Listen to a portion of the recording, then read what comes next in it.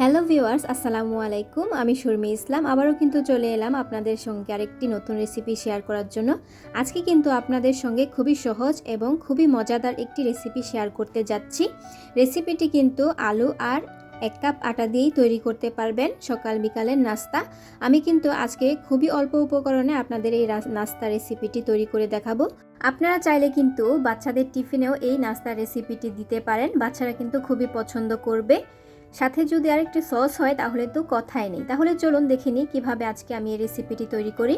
রেসিপিটি তৈরি করার জন্য প্রথমে আমি আলু সিদ্ধ করে ম্যাশ করে নিয়েছি। তারপর এতে পরিমাণ মতো লবণ, কাঁচামরিচ আর কিছু ধনেপাতা কুচি দিয়ে দিয়েছি। আর দিয়েছি 1 কাপ পরিমাণ পেঁয়াজ কুচি। আমি এখানে পেঁয়াজ কুচিগুলো একটু হাতের মাধ্যমে ভেঙে নিয়েছিলাম। তারপর দিয়ে দিচ্ছি 1 চা চামচ মরিচের গুঁড়ো, লাল মরিচের গুঁড়ো দিয়ে দিয়েছি। তারপর দিলাম 1 চামচ জিরে গুঁড়ো, 1 চামচ গরম মশলা গুঁড়ো আর দিয়ে দিলাম 1 চামচ গোলমরিচ গুঁড়ো। আরও এখানে 1 চামচের মতো চাট মশলা দিয়ে দিয়েছি।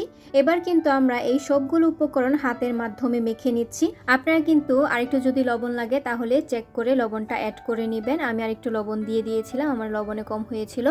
এবার কিন্তু আমাদের এই আলুর মিক্সচারটা মাখা হয়ে গেছে। এবার আমরা কিন্তু একটি ময়দার খামির তৈরি করব। প্রথমে আমরা কিন্তু এখানে 1.5 কাপ পরিমাণ ময়দা নিয়েছি আর নিয়েছি পরিমাণ মতো লবণ। এবার ময়দার সাথে কিন্তু লবণটা একটু মিশিয়ে নেব।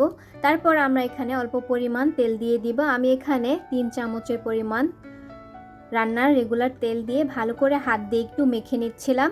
এই ময়দার ডোটা তৈরি করার আগে যদি আমরা এখানে একটু তেল দিয়ে হাত দিয়ে এভাবে মেখে নিই তাহলে কিন্তু ডোটা অনেকটাই সফট হয়।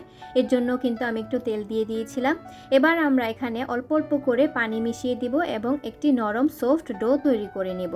আমি কিন্তু হাতের মাধ্যমে এই কাজটা করছি, দেখতে পাচ্ছেন কিভাবে করেছি। আমাদের ডোটা কিন্তু একদম পারফেক্টভাবে তৈরি হয়ে গেছে। এবার কিন্তু আমরা একটি রুটি বেলে নিব। রুটিটা কিন্তু আমরা খুব একটা পাতলাও করব না আর খুব একটা ভারীও করব না, এমন ধরনের একটি রুটি বানিয়ে নিব।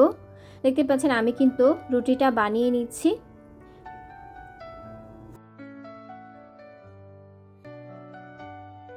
আমাদের রুটিটা কিন্তু প্রায় বেলা হয়ে গেছে। এবার কিন্তু আমি আগে থেকে যে আলুর মিক্সচারটা বানিয়ে রেখেছিলাম সেই আলুর মিক্সচারটা দিয়ে দিব একটি চামচের সাহায্যে পাতলা করে।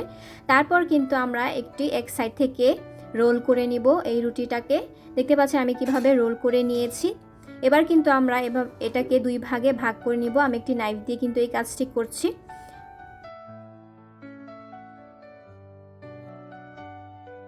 এবার এই রোলটাকে কিন্তু আমরা একটি একটি করে স্লাইস করে নেব। আমি এখানে একটি রোলকে 2 ভাগে ভাগ করে নিয়েছি। এবার একটি একটি করে স্লাইস করে নিচ্ছি। আপনারা কিন্তু এই কাজটা খুব সাবধানে করবেন, কারণ রুটিটা খুবই নরম এবং আলুগুলো নরম। এর জন্য আস্তে আস্তে করে আপনারা কিন্তু এই রোল থেকে একটি একটি করে স্লাইস করে নেবেন, তাহলে কিন্তু দেখতে খুবই সুন্দর দেখাবে।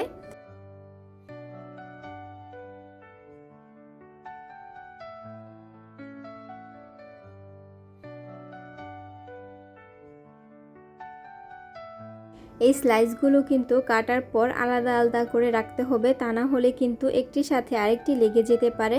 এর জন্য কিন্তু আমি সবগুলো আলাদা আলাদা করে রেখে দিচ্ছিলাম। এই তো আমাদের কিন্তু এখানে সবগুলো স্লাইস করা হয়ে গেছে। এবার কিন্তু আমি একটি ট্রের মধ্যে নিয়ে নিচ্ছি। এবার কিন্তু এগুলো আমরা তেলে ভেজে নেব। এর জন্য কিন্তু আমি চুলায় একটি প্যান বসিয়ে দিয়েছিলাম আগে থেকেই, যেন গরম হয়ে যায়।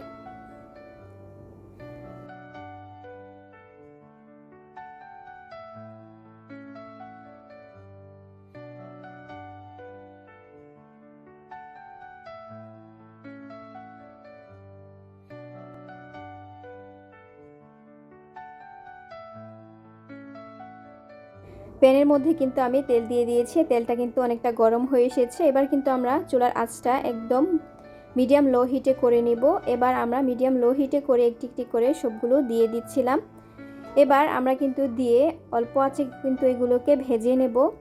আর আমরা কিন্তু এটিকে উল্টে দিব। একটি সময় যখন দেখব যে অপর পিঠটা হয়ে গেছে, আমরা এগুলোকে উল্টে পাল্টে দিচ্ছিলাম। উল্টে পাল্টে ভেজে নেওয়া হলে কিন্তু আমাদের এই আলুর নাস্তা রেসিপিটা একদম পারফেক্টভাবে তৈরি হয়ে যাবে। এই তো আমাদের কিন্তু ভাজা পুরোটাই হয়ে গেছে। আমরা কিন্তু এবার পরিবেশন করে নেব। আমি একটি একটি করে কিন্তু নামিয়ে নিচ্ছিলাম। এগুলো ভাজার পর কিন্তু দেখতে আরও লোভনীয় লাগছিল।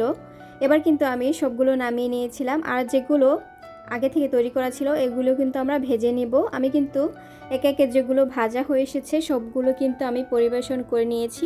এই আলুর নাস্তা রেসিপিটি কিন্তু আপনারা বাচ্চাদের টিফিনেও দিতে পারেন।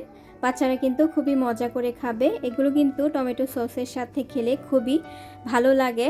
আপনারা কিন্তু ট্রাই করে দেখবেন। আর যদি রেসিপিটি ভালো লেগে থাকে তাহলে কিন্তু অবশ্যই আমার চ্যানেলটি সাবস্ক্রাইব করে আমার পাশেই থাকবেন।